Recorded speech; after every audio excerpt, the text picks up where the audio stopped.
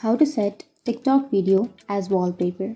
So if you want to set a TikTok video as a wallpaper, then let's first open the TikTok application.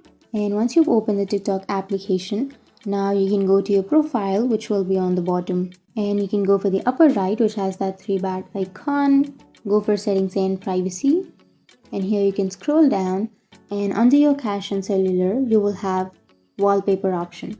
Tap on wallpaper, and now you can go and tap on find wallpapers, or you will have your saved wallpaper right here. But if you don't have that, then you can simply tap on find wallpapers, which is on the bottom of your screen.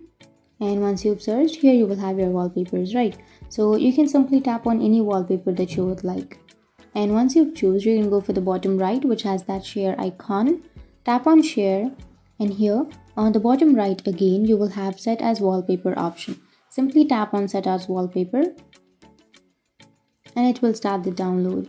So once it's downloaded, you can add that wallpaper to your home screen or your background screen. So that's how you set a TikTok video as a wallpaper on your device. And if you have any questions, feel free to comment below. Thanks for watching.